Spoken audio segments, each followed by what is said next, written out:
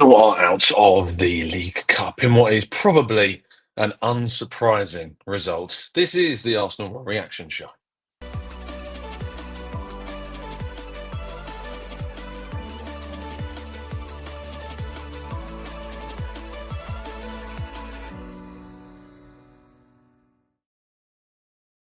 Hello and welcome to the Gooner back again with you guys and girls for another episode of what is our Arsenal Raw reaction show, joining you the morning after the night before, where Arsenal were defeated 2-0 and 4-0 on aggregate by Newcastle, knocking them out of the League Cup at the semi-final stage for the second time under Mikel Arteta.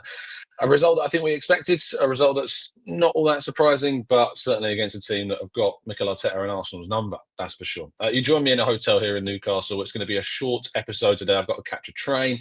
I've forgot all of my recording equipment, so I'm using the AirPods this morning. So apologies that the audio is not as the usual crisp sound that it usually is. And I hope you'll forgive that fact. And of course, the audio and not the audio, but the camera, I'm hoping is all right, and you can see and hear me okay. But it will be a show without slides and without a long phone in, usually after a defeat as well. So we're going to talk about the game a bit. We're going to talk about what it means. We're going to talk about the broader context of things, and of course, tackle some of your questions as well in part two. So let's say good morning to those joining us live in the chat box. Thank you so much for all of you being here. Glenn, Paul, Stevie, James, Kevin, PW. We've got Ken and Matt G. We've got currently Poos and Roy. James, Martin, Enchanted Edition. We've got Azar. We've got Gooner 76, Alex, Tom, and plenty more of you guys and girls. Now, do drop a like, by the way. Subscribe if you're new. All that usual YouTube-y stuff. Yeah, very frustrating result. I'm not wildly surprised. Arsenal, I think the damage was done very much in the first leg of this game, and it gave Arsenal very little hope. I had hoped that Arsenal may take a lot of that from the weekend through into this game. And certainly we put ourselves in a position where it was going to be a huge uphill battle, for Arsenal to try and get a result in this game. And I think when it comes to playing 4 days after beating the champions 5-1, we got a little bit carried away, maybe, regarding this, and got a little bit overexcited about the expectations of this. That said, I am very frustrated in how Arsenal lost this game, because I think there was a lot of narrative to this. There was a lot of similarities, of course, to the game earlier on in the season where Arsenal went to St James's Park and looked pretty toothless. That was certainly a worse performance than this one. But still, there was a lot of similarities, I feel, from the two matches. That said, there were two kind of opportunities that Arsenal had. Well, we'll first talk about the goal that was ruled out, exceptionally tight offside call that went against Alexander Isak before he scored a brilliant finished goal. I mean, it makes you sit there and think, like, if Arsenal are going to sign anybody in the summer, how much of their budget would they be willing to drop to try and get Alexander Isak? We know that Martin Zubimendi is a player that Arsenal have positioned themselves well to go and buy, and that could be a 50-odd million pound deal. And then based upon Arsenal's spending, is there any feasibility for Arsenal to spend a three-figure million pound sum on Alexander Isak? I'm very doubtful that they could. I'm very doubtful that that would be possible. But my goodness me, you can see why Arsenal and Mikel Arteta in particular are kind of being very patient when it comes to the striker position. Because all of the players that we've been linked to, all of the strikers that we've been talking about, Watkins, obviously the likes of Sesko, who could, one day, maybe that good, but right now, it is not. Even Gyökeres, who's doing a great job in the Portuguese league for the team that are, of course, the most dominant in that league. And any other names that have really come up, there is just a gap, isn't there? There's a gap between those players and Alexander Isak. And you cannot help but theorise about what Arsenal could look like with a centre forward like that, particularly in a game where Kai Havertz had a near invisible performance.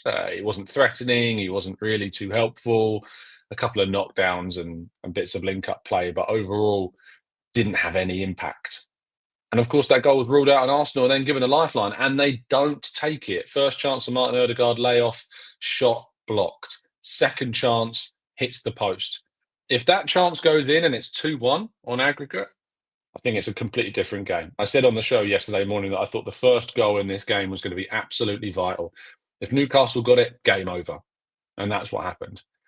If Arsenal got it, and they should have done through Martin Odegaard, who hit the post, well, who knows what might have happened. But we didn't. And as has been the story so much this season, is that when Arsenal haven't taken their chances, they end up not getting the result that we have so wanted. It happened in the first leg. It happened in the game against Manchester United. It happened against Liverpool. It's happened in a number of moments for Arsenal this season that, have got really, really frustrating for us.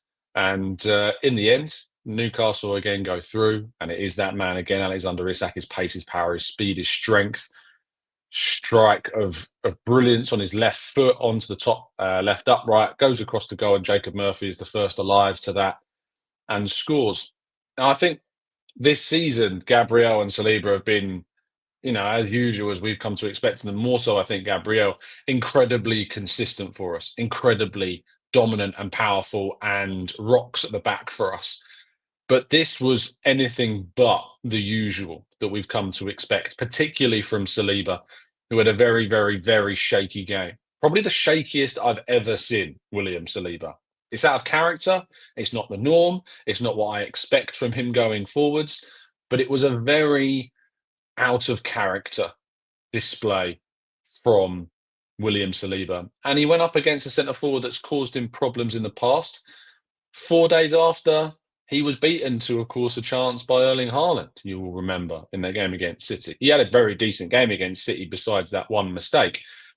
But, of course, it seemed as though that this was just a game that he'd just pretty awful in. Of course, he nearly conceded an own goal from a mistake as well, and that won't do anything to help his confidence. And then, of course, Arsenal's second goal comes from David Raya, making, again, a very uncharacteristic error that gifts the ball in the end to Anthony Gordon, who is very grateful in putting his shot away, and after the game comes out and said that they have to stay humble. And I don't think any Arsenal fans can really be irritated by that. It's just football banter at the end of the day. And I wrote a piece yesterday, actually, because you may have seen a story that emerged that the Premier League are reportedly monitoring player celebrations regarding kind of how much they rile up opposition players or fans or whoever. It's an absolutely ridiculous and stupid story. And I don't really know where the game of football is going these days, but it's going to a place which I don't particularly like.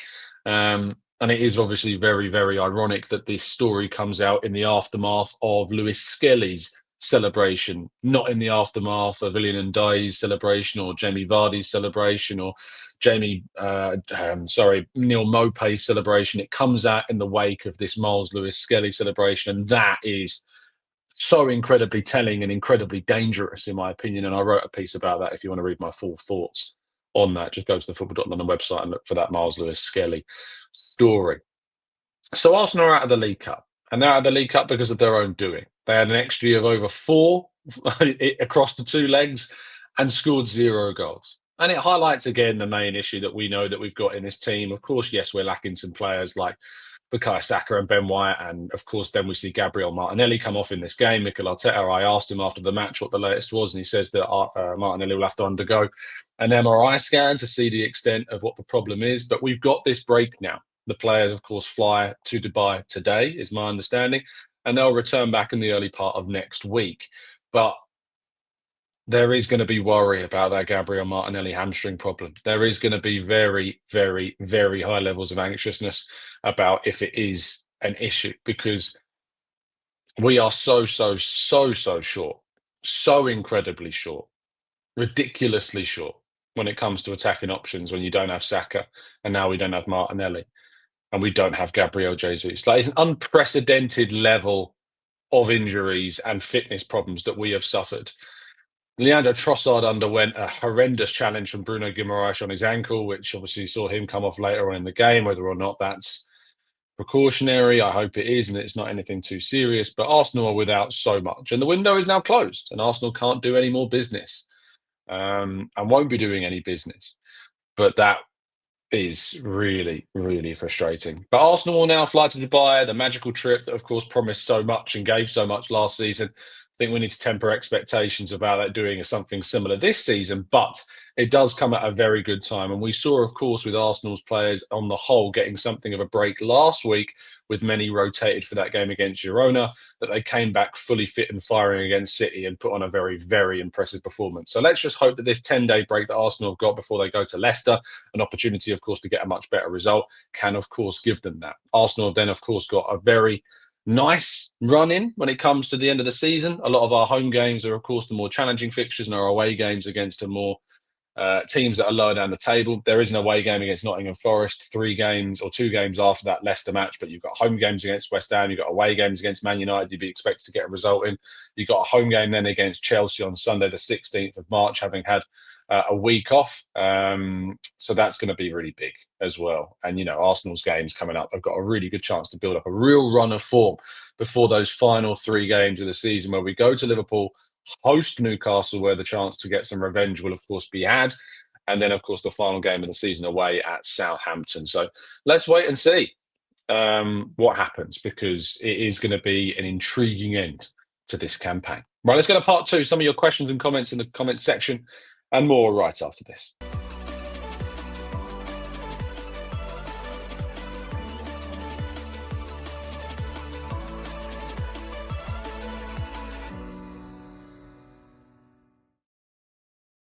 Right, this is part 2 of the show, where we're going to be tackling some of your comments, queries, theories, and questions in the comment section. So if you've got one, now is the time to drop that capital Q into the chat. So get it in there, and we'll do our best to try and tackle some of those questions. Paul says, could we bring a free agent outside of the window? I think you potentially could, but I'm not expecting Arsenal to do that, nor necessarily do I want them to do that. I don't think there's any on the market, not to my knowledge anyway, that would be in any way really beneficial, or they're going to offer Arsenal anything. So no, I think we need to put that idea away and not really revisit it.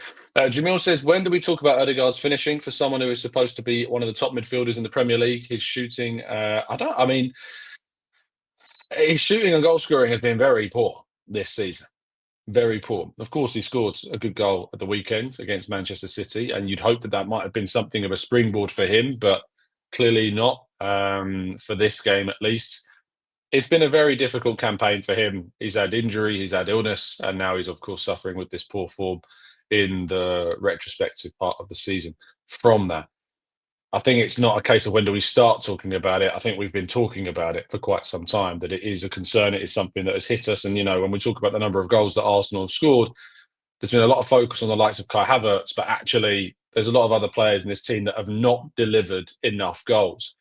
Martin Odegaard is definitely one. Declan Rice is definitely another. I think that's probably gone under the radar, how few goals that Declan Rice has contributed to Arsenal this season.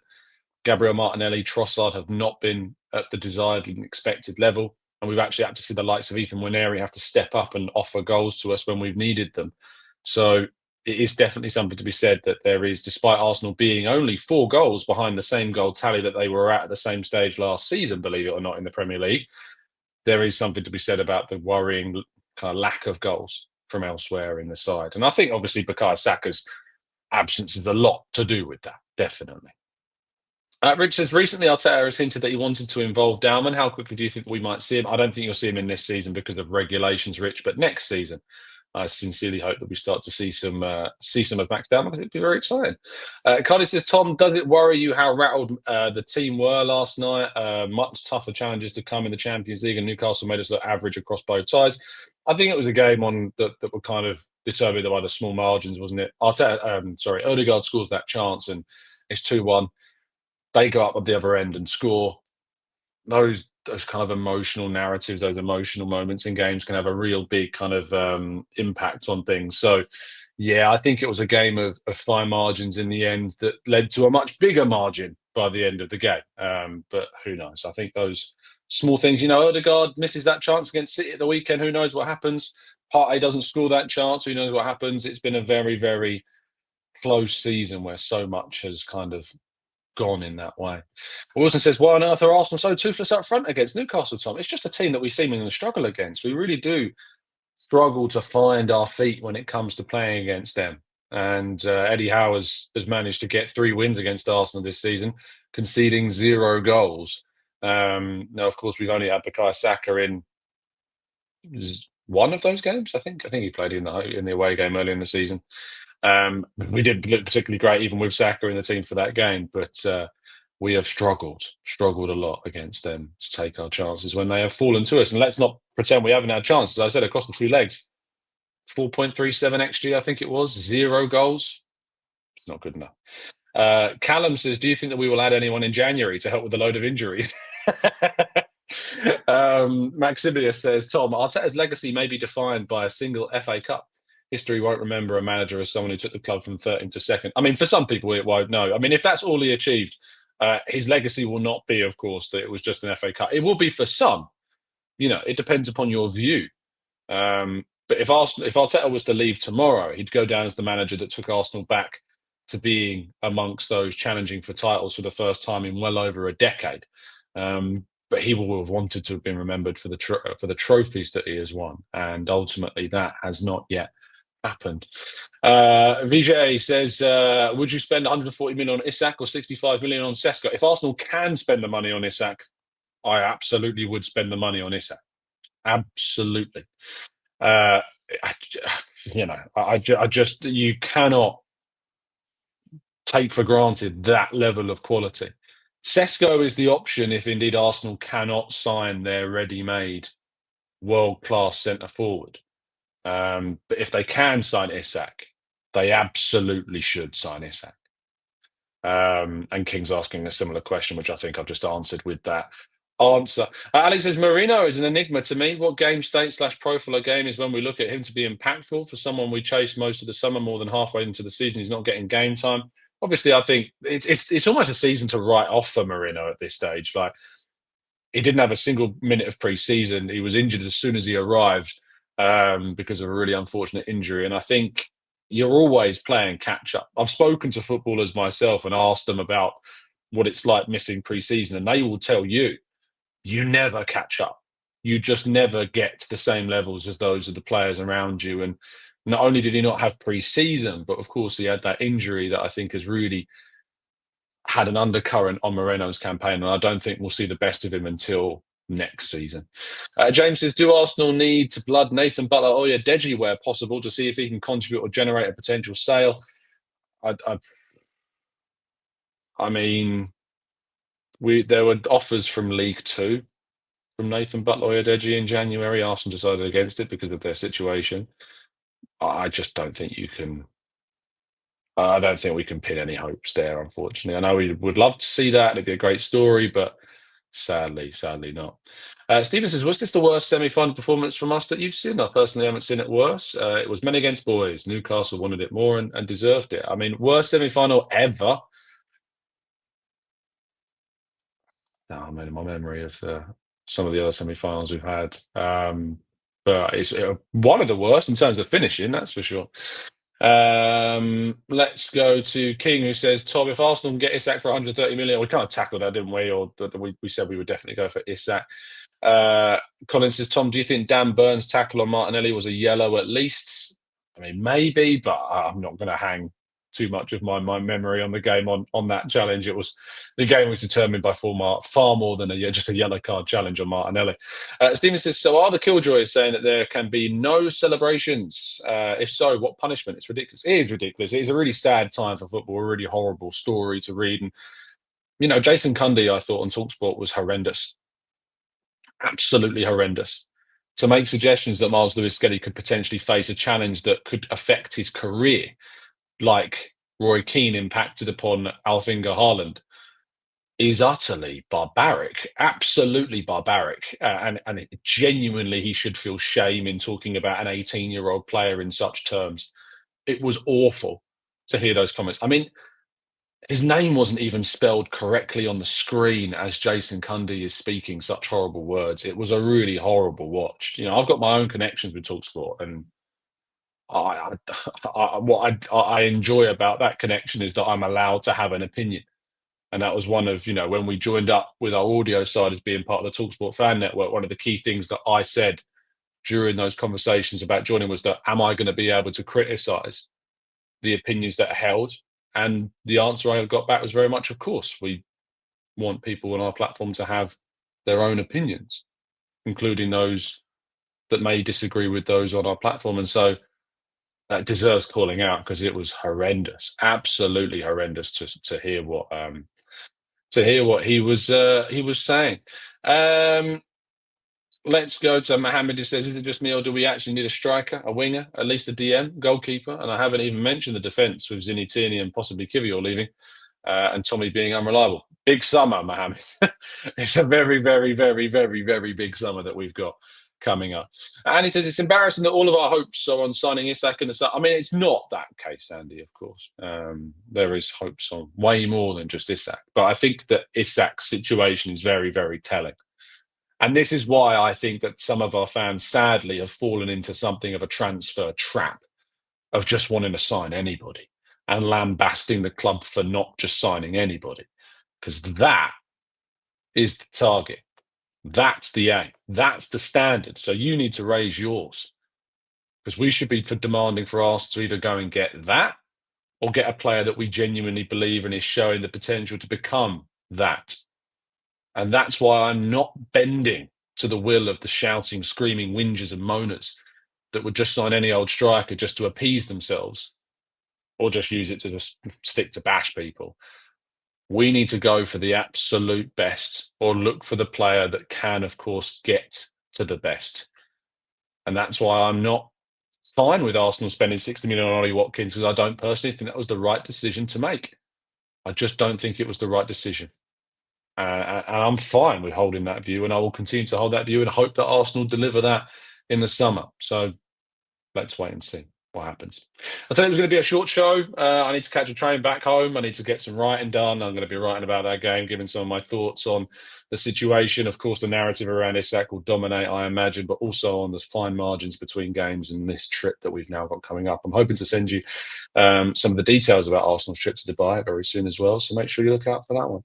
Have a fantastic day. Try and take your mind off football. As always, after a defeat, I do like to give a reminder to make sure you look after your mental health. It's really, really important that you do so. This is just a game. At the end of the day, there are far more important things in life than football. So please don't forget that. Look after yourselves. And if you need to take a break, please do. You've got 10 days now without Arsenal. Enjoy them. I'll, of course, still be doing shows for you every single day, 8 a.m., and talking about all the latest. We may struggle for some content over this next 10 days, but I think it's a break that everybody needs. But please do join me. Please do have these discussions. We'll probably be doing a phone-in show next week as well, because we have the opportunity of a break. I'm away this weekend in Birmingham. So please do accept that there will be some changes to the kind of the background once again. Constantly on the move, it is. But have a fantastic day. Enjoy the rest of your week, and I will see you again tomorrow morning, bright and early at 8 a.m. Stay safe, stay well, stay happy and respectful, and as always, love the Arsenal.